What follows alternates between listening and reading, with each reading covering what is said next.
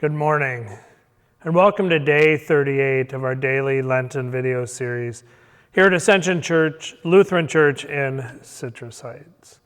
I'm Pastor Scott, coming to you on this Maundy Thursday morning.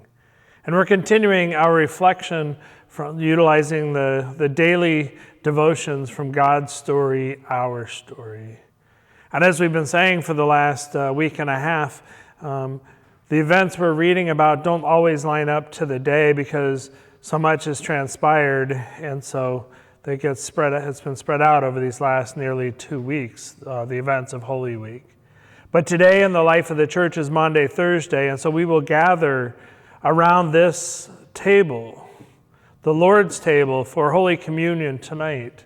For Maundy, this is the day where we have been given a new commandment by Jesus, and we remember that.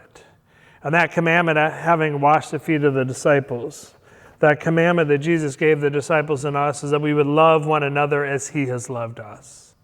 And then that very same night, Jesus broke bread with his disciples and shared the cup with the disciples as well, and told them and us to share this meal in remembrance of him, for that very body, for the bread and the cup represent his body and his blood to you and to me.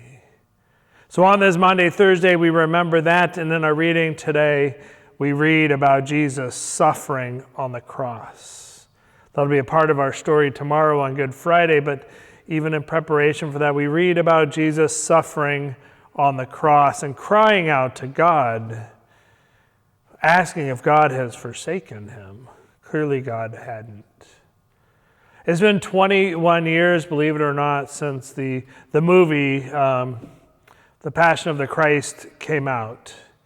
And I understand in that movie there is a graphic, painful depiction of Jesus suffering upon the cross.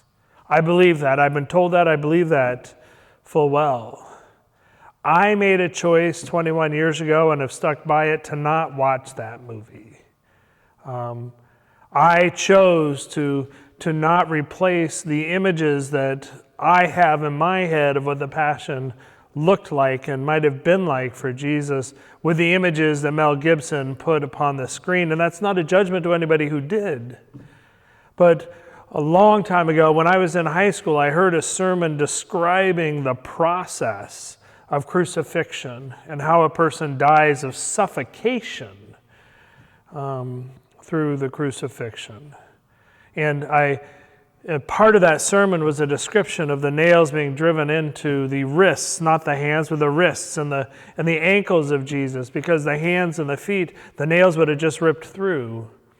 And the pain of Jesus, because he was slumped over, having to pull up on those nails to lift himself up enough to allow some air to get into his lungs, that were finally, when he was no longer able to endure the pain, no longer had the strength to do so, he would have not been able to take in the oxygen his body needed.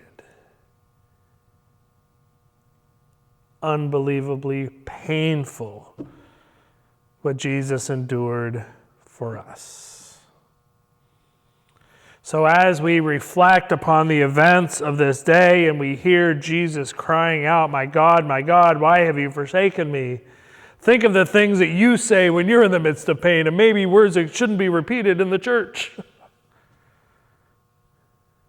And Jesus did that for you and for me, out of his great love for us and for all the world, in order that we might come to know the power of his gracious, life-giving, death-conquering love. Thank you for spending a part of this Maundy Thursday with me. I hope to see you in worship in person or online today, and that you would stick with us through the final days of this Holy Week, and then join us for a joyous celebration of the resurrection of Jesus Christ our Lord come Sunday. Take care.